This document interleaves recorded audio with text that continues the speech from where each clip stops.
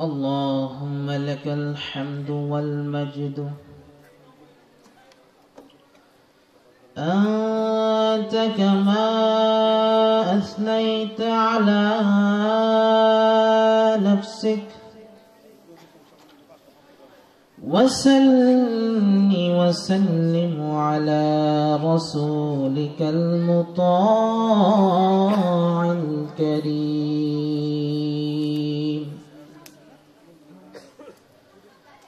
سيدنا محمد النبي الرؤوف الرحيم وعلى آله وأصحابه وأتباعه أجمعين.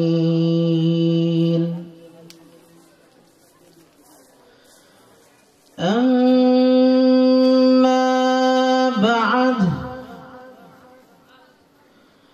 فقد قال الله تعالى في كلامه المجيد والفرقانه الحميد أعوذ بالله من الشيطان الرجيم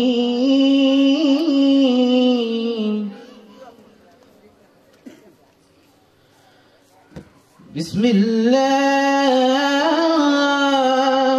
الرحمن الرحيم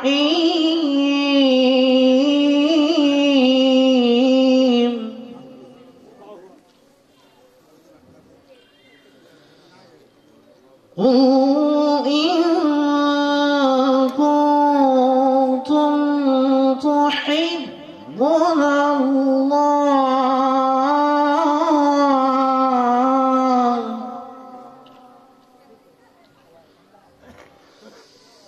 قل إن كنتم تحبون الله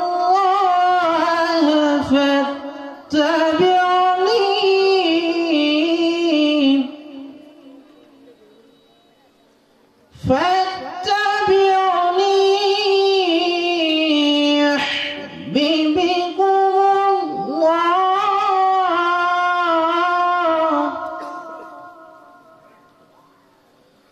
ويغفر لكم ذنوبكم والله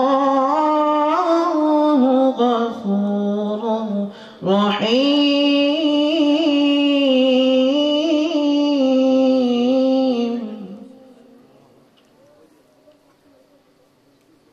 وقال النبي صلى الله عليه وسلم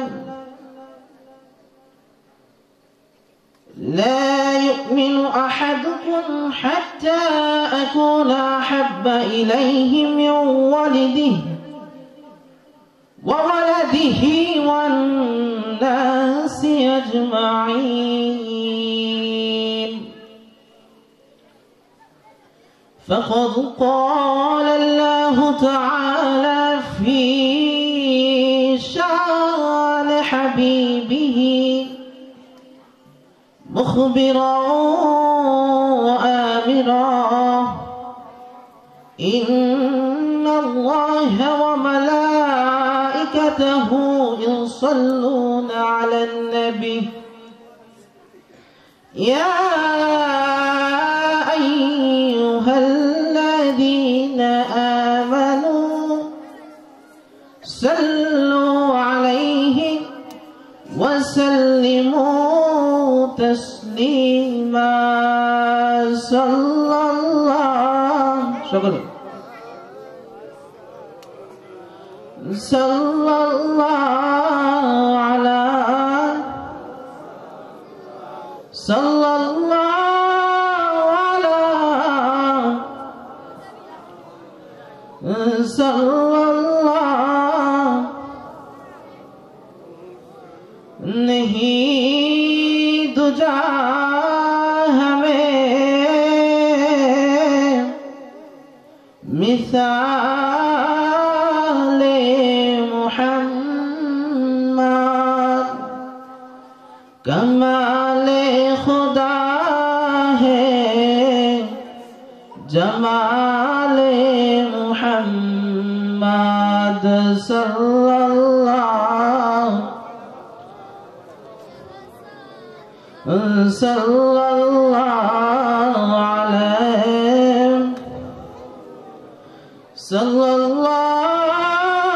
अला मुहम्मद सल्लल्लाहु बलगल उला बिकमालिही कशफद दुजा बिजमालिही हसनत जमीउ खिसालिही सल्लु अलैहि व आलिही। हे रसूल तुम्हाय ভালোবাসি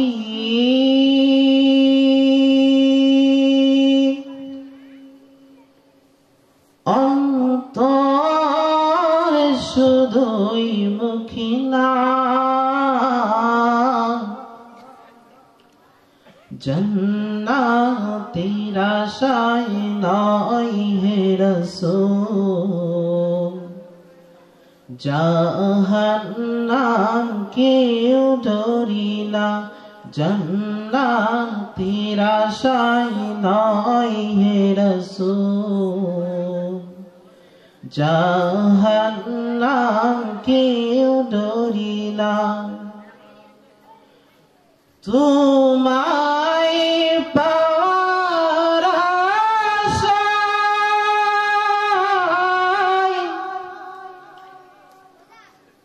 মন ছুটে যায় মদিনায়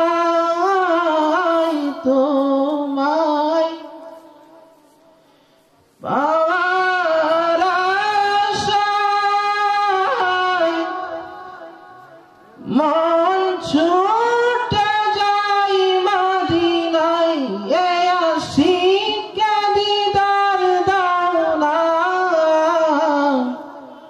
আর দূরে থাকিও না হে রাসূল তোমায় ভালোবাসি অন্তরে শুধুই মুখে না জান্নাতের আশায় নয় হে রাসূল জাহান্নাম কেউ ধরি না বলেন মারহাবা।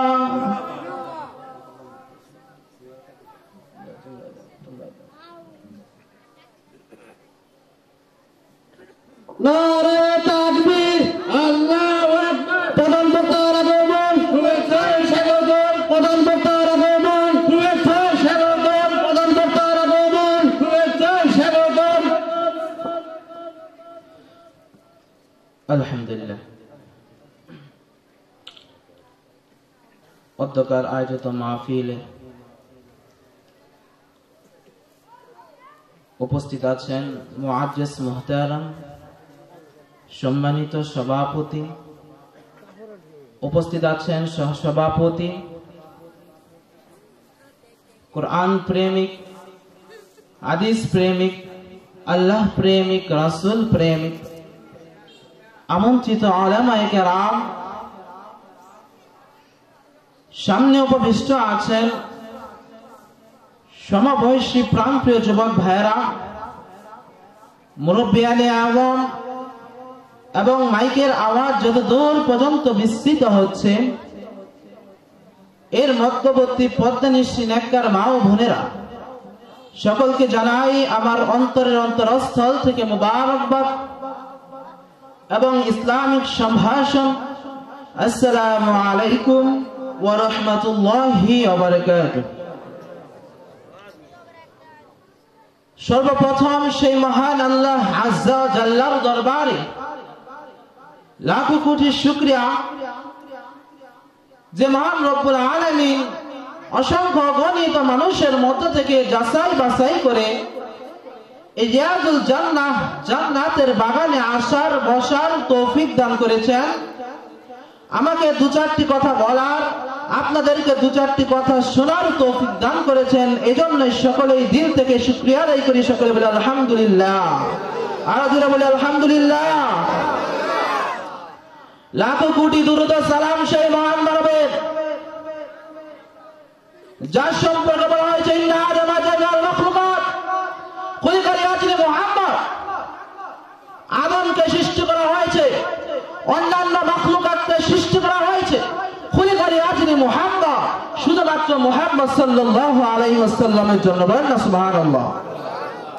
সেই নবীর উপর দুরূদ পাঠাই, তিনি সাইয়্যিদুল আউয়ালিন ওয়াল আখিরিন, সাইয়্যিদুল বাশার, সাইয়্যিদুল আম্বিয়া ওয়াল মুরসালিন, তিনি ইয়াসিন, তিনি তাহা, সরওয়ার কায়নাত, সকল মানব জাতির নেতা, সকল জিন জাতির নেতা, সাইয়্যিদুল কাওনাইন, সারা বিশ্বের নেতা, সরওয়ার কায়নাত আহমদ মুস্তাফা হযরত মুহাম্মদ সাল্লাল্লাহু আলাইহি ওয়াসাল্লামের উপর। হাজিরিন,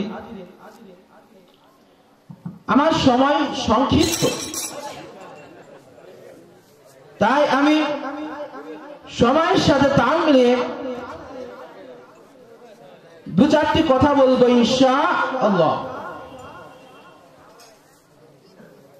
আমি আপনাদের সামনে আল্লাহ রাব্বুল আলামিনের মহাগ্রন্থ আল কুরআনের 114টি সূরার মাঝখান থেকে একটি সূরা রয়েছে যার নাম হচ্ছে সূরা আলে ইমরান। সূরা আলে ইমরানের 31 নম্বর আয়াতটা আপনাদের সামনে পাঠ করেছি। রাসূলের অসংখ্য অগণিত হাদিসের মধ্য থেকে ছোট্ট একটি হাদিস আপনাদের সামনে পাঠ করেছি। এতে বোঝা যাচ্ছে আমার আলোচনাটা কি বিষয় হবে। আমি আপনাদের সামনে আল্লাহ তাআলা যদি তৌফিক দেয় হুব্বে রাসূল সম্পর্কে দু চারটি কথা বলবো ইনশাআল্লাহ। হাজিরিন, আমি আপনাদেরকে প্রশ্ন করলে উত্তর দিবেন। আল্লাহ রাব্বুল আলামিনের হাবিব রাসূল আকরাম সাল্লাল্লাহু আলাইহি ওয়াসাল্লাম তিনি বলেছেন ইন্নামা বুইসতু মুআল্লিমান, আমি নবীকে কেন পাঠানো হয়েছে জানো তোমরা? আমি নবীকে পাঠানো হয়েছে তোমাদের জন্য শিক্ষক রূপে। আমি নবী হচ্ছি শিক্ষক, যিনি শিক্ষা দেয় তাকে বলা হয় মুআল্লিম, আর যিনি শিক্ষা গ্রহণ করে তাকে বলা হয় মুতাআল্লিম, তালিবুল ইলম। এখন এটা যা আপনাদের কাছে আমার প্রশ্ন, একজন উস্তাদ তার ছাত্রকে সময়ে আদর করে, স্নেহ করে, মায়া করে, আবার সে ছাত্ররা যদি কোনো সময় দুষ্টামি করে, শয়তানের ওয়াসওয়াসায় পড়ে কোন খারাপ কাজ করে, তাহলে সেই শিক্ষক তাকে মার দেয় না? শাসন করে তো, করে না? আদবের লাঠি এখনো আছে, কারণ আল্লাহর রাসূল বলেছে আদবের লাঠি উঠানো যাবে না। দেখবেন এখন কিছু কিছু মাদ্রাসায় এখনো লাঠি রয়েছে, এখনো প্রহার করা হয় ছাত্রদেরকে। এটা হচ্ছে আদবের লাঠি, এটা কখনো উঠবে না, কারণ এটা রাসূল সাল্লাল্লাহু আলাইহি সাল্লাম বলেছে তোমরা তোমাদের ছাত্রদেরকে, তোমাদের সন্তানদেরকে আদবের জন্য পিটাও, আদবের জন্য মার দাও, এই লাঠি কখনো উঠবে না। এখন বলেন, একজন আদর্শ ছাত্র তার উস্তাদ যদি তাকে মায়া করে, স্নেহ করে, মমতা করে, যত্ন করে, আবার সময় যদি প্রহার করে, মার দেয়, তাহলে কি সে ছাত্রের অন্তরের মধ্যে শিক্ষকের প্রতি ভালোবাসা কমবে?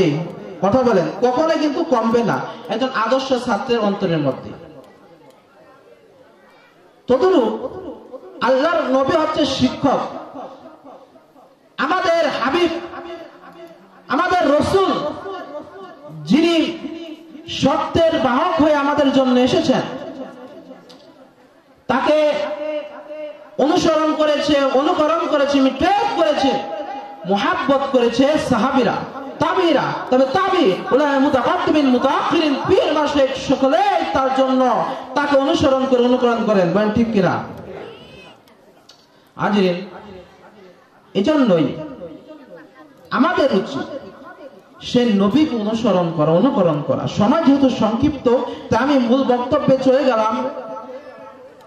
আমি বাইরে কোনো কথা, কোনো উদাহরণ আমি টেনে আনি নাই।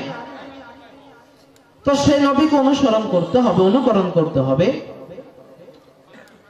যেরকম সাহাবারা করছে, তাবিরা করেছে, তবে তাবিরা করেছে, সকলেই করেছে, উলামারা করে, আমাদেরও করতে হবে। আমরা সাধারণ মানুষ, কারণ সে নবীকে অনুসরণ করলে, অনুকরণ করলে আল্লাহ রব্বুল আলামিন আপনাকে ভালোবাসবে। বলেন না সুবহানাল্লাহ। আল্লাহ রব্বুল আলামিন বলেন, কুল ইন কুনতুম তুহিব্বুনাল্লাহ,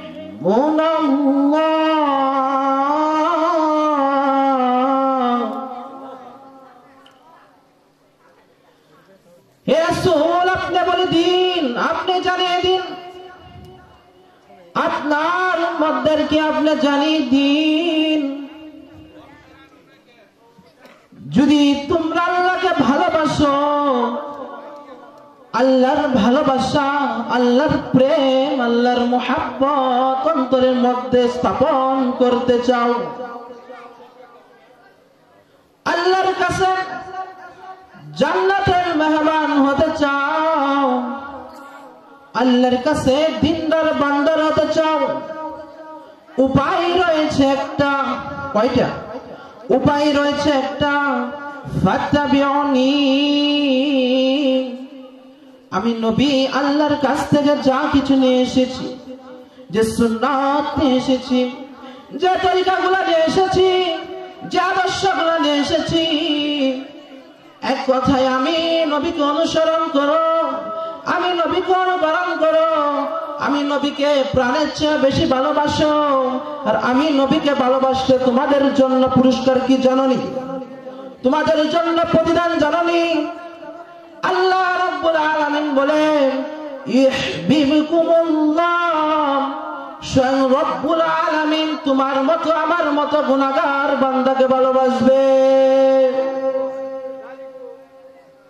আজকে রিয়াজুল জান্নাহ, জান্নাতের মাহফিলে প্রতিজ্ঞাবদ্ধ হতে চাই।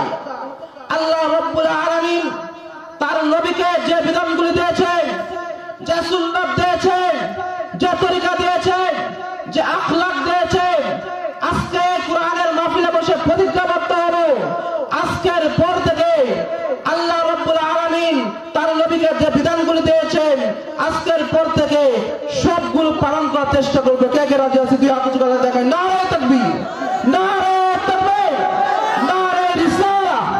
আহলে সুন্নাহ ওয়াল জামাত জিন্দাবাদ, জিন্দাবাদ। আহলে সুন্নাহ ওয়াল জামাত। আল্লাহ কবুল করুক, আমিন। হাজিরিন, সে নবীর ভালোবাসা আমাদের দরকার রয়েছে।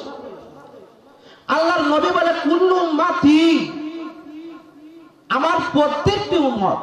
কি বলছে ভাই? আমার প্রত্যেকটি উম্মত। আপনি উম্মত, আমিও তো উম্মত, ঠিক না? ইহুদিরা উম্মত, খ্রিস্টানরা উম্মত, হিন্দুরা উম্মত, কিন্তু আমরা মুসলমান উম্মত, ঠিক নয়? কিন্তু তাদের মধ্যে আমাদের মধ্যে পার্থক্য আছে। আল্লাহ রাসূল ইল্লা দ্বারা বুঝিয়েছে, ইল্লা শুধু, ব্যতীত। চলেন হাদিসটা শুনি। আল্লাহর নবী বলে, কুল্লু উম্মতি ইয়াদখুলুনাল জান্নাহ, আমার প্রত্যেকটি উম্মত জান্নাতে প্রবেশ করবে। সুবহানাল্লাহ বলবেন না? আমার প্রত্যেকটি উম্মত জান্নাতের প্রবেশ করবে, ইল্লা মান আবা, তবে কিন্তু বাদ রয়েছে, ইল্লা মান আবা, তবে সেই ব্যক্তি ব্যতীত যে আমাকে অস্বীকার করেছে। সাহাবারা প্রশ্ন করলেন, কুল মান আবা ইয়া রাসূলুল্লাহ, আপনাকে কি অস্বীকার করলে আল্লাহর রাসূল? আল্লাহর নবী বলে, মান আতানি দাখালাল জান্নাহ, যে আমাকে অনুসরণ করেছে, আমার আদর্শগুলো ধরে রেখেছে, আমার আদর্শগুলোকে অন্তরের মধ্যে স্থাপন করেছে, আমার সুন্নাতগুলোকে আঁকড়ে ধরেছে, আমার আখলাককে ধরে রেখেছে, দাখালাল জান্নাহ, সেই তো জান্নাতের মধ্যে প্রবেশ করে দিয়েছে। বলেন না সুবহানাল্লাহ।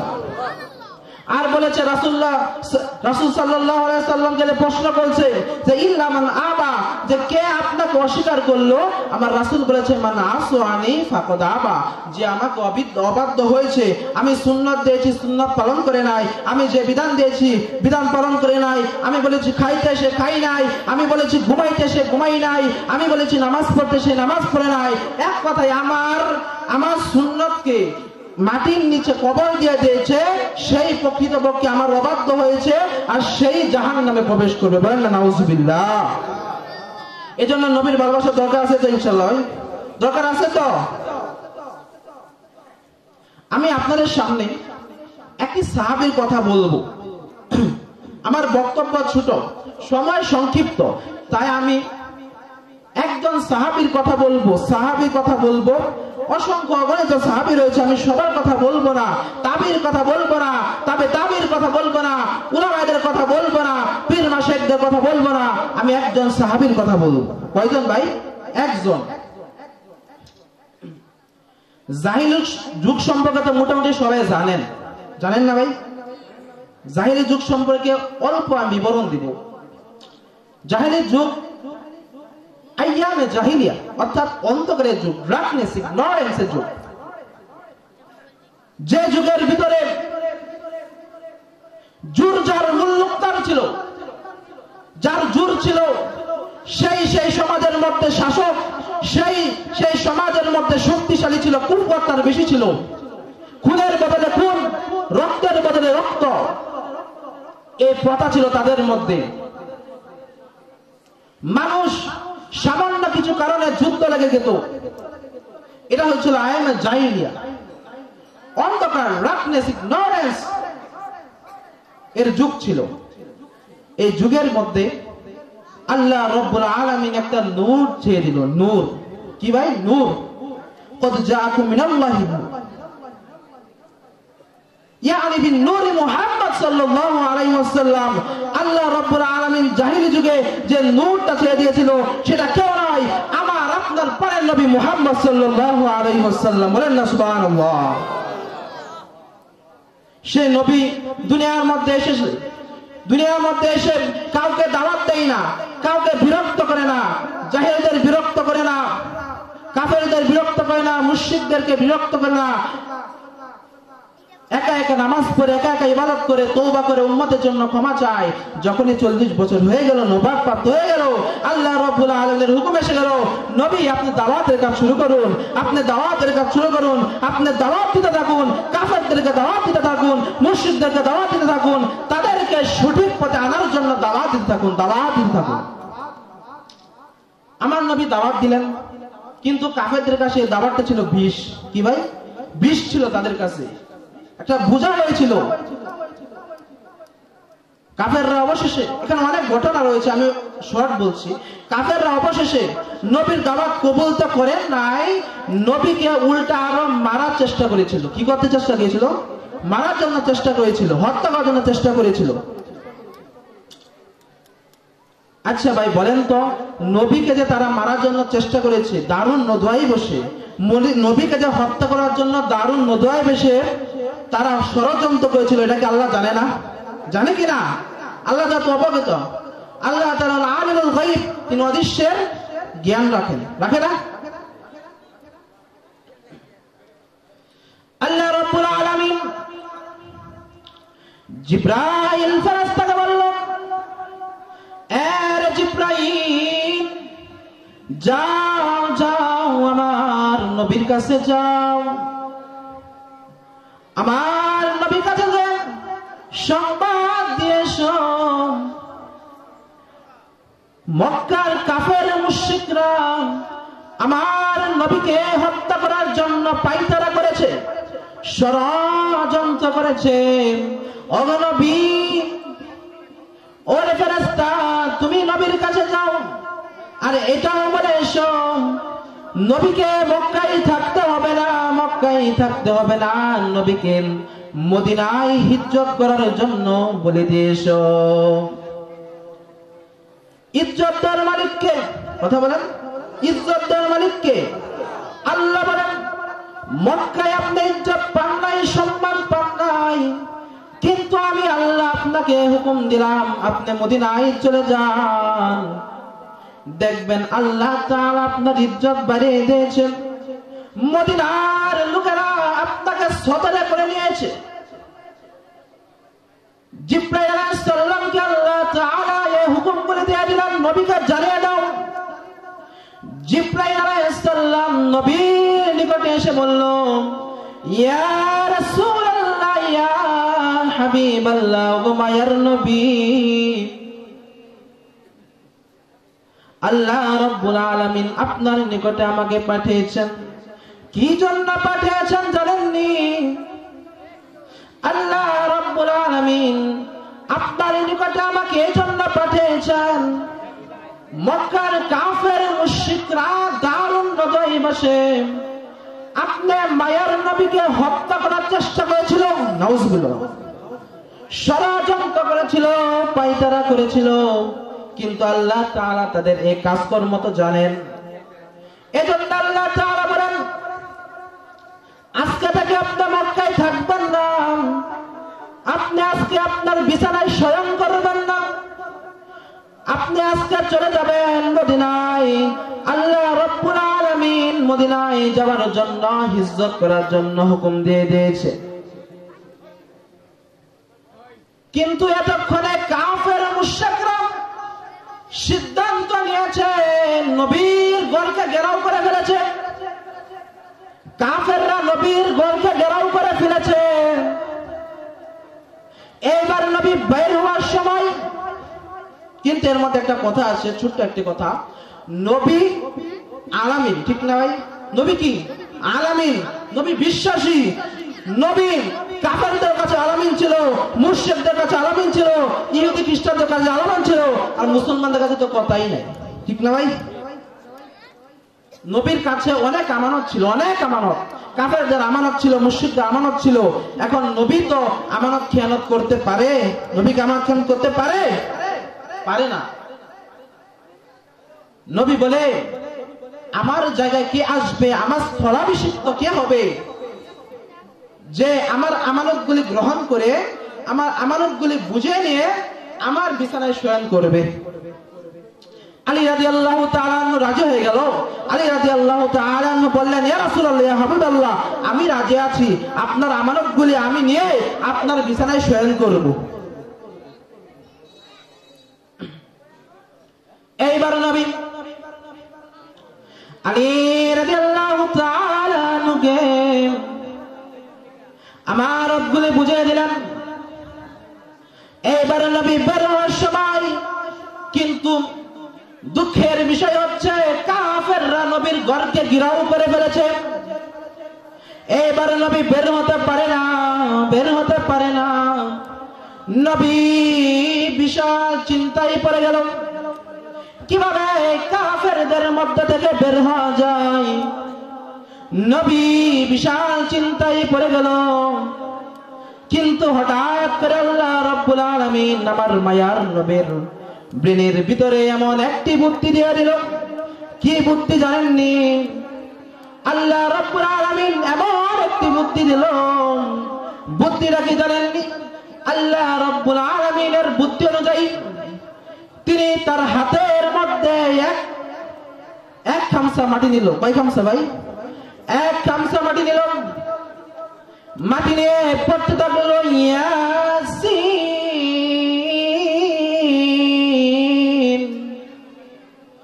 ওয়াল কুরআনিল হাকীম।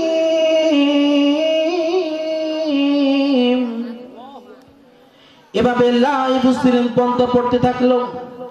পরে আল্লাহর নবী হাতের মধ্যে ফু দিলেন। ফু দিয়ে আল্লাহর নবী সেই কাফেরদের চক্ষু দৃষ্টি আকর্ষণ করে নিক্ষেপ করে দিল। কাফেররা তাদের চোখ মর্দন করতে থাকে, মর্দন করতে থাকে। আল্লাহর নবী এই সুযোগে কাফেরের ঘেরাও থেকে বের হয়ে যায়। বলেন না সুবহানাল্লাহ। কাফেরদের ঘেরাও থেকে বের হয়ে যায়। বের হয়ে চলে যায় কার বাড়িতে জানেননি? নবীর বাল্যকালের বন্ধু, ঘনিষ্ঠ বন্ধু, তিনি আর কেউ নয়, আবু বকর রাদিয়াল্লাহু তাআলা আনহুর বাড়িতে আবু বকর রাদিয়াল্লাহু তাআলা আনহু বিস্মিত হয়ে গেল, ইয়া রাসূলুল্লাহ, ইয়া হাবিবাল্লাহ, ও মায়ার নবী, হঠাৎ আপনার আগমন, কারণ কি আমি জানি না। নবী আপনি হঠাৎ করে আসলেন, তার কারণ কি জানতে পারি? রাসূল ডাক দিয়ে বলে, ইয়া আবু বকর, শুনো শুনো শুনো, আল্লাহ রাব্বুল আলামিন জিবরাইলের মাধ্যমে পাঠিয়েছেন, আমাদেরকে আজকেই হিজরত করতে হবে, কারণ মক্কা আমাদের জন্য সেফ না, মক্কা আমাদের জন্য নিরাপদ না। এইবার নবী আবু বকরকে নিয়ে চলে যাওয়ার পালা। এই সময় আবু বকরের বাড়িতে উপস্থিত ছিল তার দুই কন্যা, আসমা ও আয়েশা রাদিয়াল্লাহু তাআলা আনহা। তারা সকলেই চলে গেল আব্দুল্লাহ বিন আরিকতের বাড়িতে। আব্দুল্লাহ বিন আরিকতকে জানেননি? আবু বকর রাদিয়াল্লাহু তাআলা আনহুর ঘনিষ্ঠ বিশ্বস্ত বন্ধু, যিনি মদিনার রাস্তা ভালোভাবে চিনেন। এজন্যই আল্লাহ রাব্বুল আলামিন আবু বকরের মাধ্যমে আব্দুল্লাহ বিন আরিকতকে পূর্বে থেকেই রেডি করে রেখেছিল। আবু বকর রাদিয়াল্লাহু তাআলা আনহু নবীকে নিয়ে চলে যায় মদিনার উদ্দেশ্যে, মদিনার উদ্দেশ্যে চলে যায়, মদিনার উদ্দেশ্যে চলে যায়। আল্লাহর নবী যখন গায়ে সোয়ারের মধ্যে যায়, রাত্র প্রায় শেষ, নবীর বিশ্রামের প্রয়োজন হয়, নবীর বিশ্রামের প্রয়োজন হয়। আবু বকর রাদিয়াল্লাহু তাআলা আনহু উপলব্ধি করতে পারলেন। আবু বকর রাদিয়াল্লাহু তাআলা আনহু দেখতে লাগলেন কোথায় গুহা পাওয়া যায়, গর্ত পাওয়া যায়, এখানে নবীকে বিশ্রাম দিতে হবে, নবীর বিশ্রাম প্রয়োজন হয়েছে। নবী করিম সাল্লাল্লাহু আলাইহি ওয়াসাল্লাম এখন ঘুমাবেন। আবু বকর রাদিয়াল্লাহু তাআলা আনহুর মন মানে না, মন মানে না। নবীকে কোথায় বিশ্রাম দেওয়া যায় জায়গা খুঁজতে থাকে। হঠাৎ করে একটি গর্ত পেয়ে যায়। এই গর্তের মধ্যে দেখা যায় ছোট ছোট কিসের যেন গাঁথা, ছোট ছোট কিসের যেন গর্ত। আবু বকর রাদিয়াল্লাহু তাআলা আনহু ভাবে এই গর্তের মধ্যে হয়তো কোনো বিষাক্ত পোকামাকড় থাকতে পারে, সাপ থাকতে পারে। এই জন্য আবু বকর রাদিয়াল্লাহু তাআলা আনহু প্রথমে গর্তের মধ্যে প্রবেশ করলো। এই বিশাল গর্তের মধ্যে যে ছোট ছোট ছিদ্র রয়েছে, এই ছিদ্রগুলোর মধ্যে দেখতে লাগলো কোন বিষাক্ত প্রাণী আছে কিনা, বিষাক্ত প্রাণী আছে কিনা। এই জন্য আবু বকর রাদিয়াল্লাহু তাআলা আনহুর সন্দেহ হয়। আবু বকর রাদিয়াল্লাহু তাআলা আনহু তার রুমাল ছিঁড়ে ছিঁড়ে সেই গর্তগুলি বন্ধ করতে থাকে। কতটুকু ভালোবেসেছে, নিজের রুমাল ছিঁড়ে ছিঁড়ে সে গর্তগুলি বন্ধ করতে থাকে। আবু বকর রাদিয়াল্লাহু তাআলা আনহু গর্ত বন্ধ করতে থাকে, গর্ত বন্ধ করতে থাকে। এক সময় তার রুমালের কুলা কাপড় অবশিষ্ট থাকলো না। এবার আবু বকর কি করে, একটি সেফটি রয়ে গিয়েছে। এবার আবু বকর ভাবলো সব ছিদ্র তো ভরে গেছে, আমি রুমাল দিয়ে ভরে গিয়েছি, কিন্তু একটি ছিদ্র বাকি আছে। এই ছিদ্রের ভিতরে হয়তো কোনো বিষাক্ত প্রাণী থাকতে পারে। এবার আবু বকর রাদিয়াল্লাহু তাআলা আনহু নিজের শরীরের দিকে তাকাই নাই, সেই ছিদ্রের ভিতরে তার পাখানা দিয়ে রাখলো। এবার নবীকে ইনভাইট করলো, আমন্ত্রণ করলো, এ নবী, ইয়া রাসূলুল্লাহ, ইয়া হাবিবাল্লাহ, ও মায়ার নবী, আপনি ভিতরে আসেন, ভিতরে আসেন, আপনার জন্য উপযুক্ত জায়গা পেয়েছি। এইবার মায়ার নবী ক্লান্ত শান্ত অবস্থায় গর্তের ভিতরে প্রবেশ করে আবু বকরের উরুর উপরে মাথা দিয়ে ঘুমিয়ে যায়। কিছুক্ষণ পর আবু বকর রাদিয়াল্লাহু তাআলা আনহু তার পা খানা জায়গায় রেখেছিল, সে পায়ের মধ্যে কি যেন দংশন করে আবু বকর রাদিয়াল্লাহু তাআলা কিছুক্ষণ পর বুঝতে পারলো তার পায়ের মধ্যে তিনি ব্যথা পাচ্ছেন। তার কারণ হচ্ছে একটি বিষাক্ত সাপ তার পায়ের মধ্যে দংশন করেছে। আবু বকর রাদিয়াল্লাহু তাআলা আনহুর দুই চক্ষু দিয়ে পানি পড়তে থাকে। নবীর চেহারার মুবারকের উপর তার পানিগুলি পড়তে থাকে। একটু পরে নবী সাল্লাল্লাহু আলাইহি ওয়াসাল্লাম জেগে যায়। নবী বলছে, আবু বকর তোমার কি হয়েছে? তোমার দুই চোখ দিয়ে পানি পড়ে কেন? পানি পড়ে কেন? আবু বকর কথা বলে না। কিছুক্ষণ পরে বিষাক্ত সাপ নবীর নিকটে এসে বলল, ইয়া রাসূলুল্লাহ, ইয়া হাবিবাল্লাহ, গর্তের মধ্যে আপনার আগমনের কথা শুনে আমার মন উৎফুল্ল হয়ে গিয়েছিল। মায়ের নবীর আগমনের কথা শুনে আমার মন উৎফুল্ল হয়ে গিয়েছিল। এই জন্য আমি সাপ বের হওয়ার জন্য কোনো গর্ত পান নাই। আবু বকর রাদিয়াল্লাহু তাআলা প্রত্যেকটি গর্ত বন্ধ করে রেখে দিয়েছিল, কিন্তু একটি গর্ত পেয়েছি, যে গর্তের মধ্যে দিয়ে আবু বকর রাদিয়াল্লাহু তাআলা তার পাখানা দিয়েছিল। আমি উপান্তর হয়ে সেই পায়ের মধ্যে আমি দংশন করে দিয়েছি।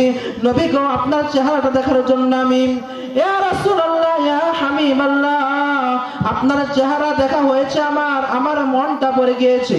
এবার সাপটা সালাম দিয়ে চলে যায়। আবু বকর রাদিয়াল্লাহু তাআলা চোখ দিয়ে পানি পড়ে নবী করিম সাল্লাল্লাহু আলাইহি ওয়াসাল্লাম শাহাদাতের আঙ্গুলের মধ্যে থুতু মুবারক লাগিয়ে দেয়, আর সেই দংশনকৃত স্থানের মধ্যে লাগিয়ে দেয়। যতক্ষণে লাগিয়ে দেয় ততক্ষণে সে আক্রান্ত জায়গাটুকু বের হয়ে যায়, ভালো হয়ে যায়। দেখেন আবু বকর রাদিয়াল্লাহু তাআলা কতটুকু ভালোবেসেছে, তার জান দিয়ে ভালোবেসেছে। কিন্তু আমরা গুনাহগার বান্দা, গুনাহগার উম্মত, কিন্তু আমরা নবীর একটা সুন্নত রাখতে পারি না। দাঁড়িয়ে রাখি না, টুপি পরি না, পাঞ্জাবি পরি না। আরে ভাই, কাল কিয়ামতের ময়দানে নবী আপনাকে চিনবেই না। আপনার দাঁড়িয়ে নাই, নবীর চেহারা নেই আপনার মধ্যে, আপনাকে চিনবে কিভাবে? বলেন তো, আমরা কি নবীর সুপারিশ চাই না? চাই কি না? কে কে চাই না? নারায়ে তাকবীর, নারায়ে তাকবীর, নারায়ে রিসালাত। নবীর সুপারিশ পেতে হলে নবীর সুন্নাত, নবীর অনুসরণ আমাদের দরকার রয়েছে। এজন্য নবীর সুপারিশ ব্যাপারে কবিরা কি বলে জানেননি? महबूबे खुदा शाफिया महशर है हमारा, महबूबे खुदा शाफिए महशर है हमारा, फिरदौस जिसे कहते हैं ओ घर है हमारा, फिरदौस जिसे कहते हैं ओ घर है हमारा, महबूबे खुदा शाफिए महशर है हमारा, महबूब खुदा शाफिए महशर है हमारा, फिरदौस जिसे कहते हैं ओ घर है हमारा, फिरदौस जिसे कहते हैं ओ घर है हमारा, मदफन में भी पेश नजर रब जदुआ, मदफन में भी पेश नजर रब जदुआ, हम सोते हैं बेदार मुकद्दर है हमारा, हम सोते हैं बेदार मुकद्दर है हमारा, महबूब खुदा शाफिए महशर है हमारा, महबूब खुदा शाफिए महशर है हमारा, फिरदौस जिसे कहते हैं ओ घर है हमारा, फिरदौस जिसे कहते हैं ओ घर है हमारा। বলেন মারহাবা। সময় সংক্ষিপ্ত, সময় শেষ। আমি আপনার সামনে একটি হাদিস পড়েছি, সেই হাদিসের জাস্ট আমি অনুবাদটা করে দেব। আল্লাহর নবী বলেছে, লা ইউমিনু আহাদুকুম হাত্তা আকুনা আহাব্বা ইলাইহি মিন ওয়ালিদিহি ওয়া ওয়ালাদিহি ওয়ান নাসি আজমাইন। আমি যতক্ষণ বললাম নবীকে ভালোবাসতে হবে, কিন্তু কি পরিমাণ ভালোবাসতে এটা তো বলি নাই, বলি নাই। আল্লাহর নবী বলেছে তুমি ততক্ষণ পর্যন্ত পূর্ণ ইমানদার হতে পারবে না যতক্ষণ না পর্যন্ত আমি নবী, তোমার পিতামাতা, তোমার সন্তান সন্ততি, দুনিয়ার মধ্যে যত মানুষ রয়েছে, যত মাখলুকাত রয়েছে, সব কিছুর মধ্যে যদি আমি নবীকে ভালোবাসলো তাহলে তুমি পূর্ণ ইমানদার হতে পারবে না। এজন্য আমাদের পূর্ণ ইমানদার হতে হলে কি করতে হবে? নবীকে ভালোবাসতে হবে। নবীর ভালোবাসা অন্তরের মধ্যে স্থাপন করতে হবে। আল্লাহর নবী বলেছেন সালাতুম মান কুন্না ফীহি ওয়াজাদা বিহিন্না হালাওয়াতুল ঈমান, যার মধ্যে তিনটি গুণ থাকবে সেই ঈমানের স্বাদ গ্রহণ করতে পারবে। কি তিনটা গুণ থাকবে? সেই ঈমানের স্বাদ গ্রহণ করতে পারবে। মান কানা আল্লাহু ওয়া রাসূলুহু আহাব্বা ইলাইহি মিম্মা সাওয়াহুমা, যার মধ্যে, যার দিলের মধ্যে আমি আল্লাহ রাসূলের ভালোবাসা থাকবে। কি রকম ভালোবাসা? সকল মাখলুকাতের চেয়ে বেশি ভালোবাসা আমি আর রাসূলের মধ্যে থাকবে, সেই হচ্ছে প্রকৃত মুমিন, সেই ঈমানের স্বাদ গ্রহণ করতে পারবে। বলেন না সুবহানাল্লাহ। রাসূলকে ভালোবাসতে হবে, মানুষকে ভালোবাসতে হবে। মানুষকে ভালোবাসতে হবে কার জন্য বলেন তো? আল্লাহর জন্য। মানুষকে ভালোবাসতে হবে কার জন্য? আল্লাহর জন্য। এই জন্য আমি বলতে চাচ্ছি, সবাই সংক্ষিপ্ত আমি বলতে চাচ্ছি, আল্লাহ রাব্বুল আলামিন আমাদেরকে যে সংক্ষিপ্ত হায়াত দিয়েছেন, সংক্ষিপ্ত জীবন দিয়েছেন, এই জীবনের মধ্যে আজকের পর থেকে নবীর সুন্নাত ছাড়বো না, নবীর আখলাক ছাড়বো না, নবীর একটা সুন্নাত ছাড়বো না। কে কে রাজি আছে? নারায়ে তাকবীর, নারায়ে তাকবীর, নারায়ে রিসালাত। আল্লাহ কবুল করুক, আমিন। আল্লাহ রাব্বুল আলামিন আমাকে যে কথাগুলো বলার তৌফিক দান করেছেন, আল্লাহ তাআলা আমাকে আপনাদেরকে পালন করার তৌফিক দান করুক, আমিন। রমাদান শুভে দোয়া করবেন।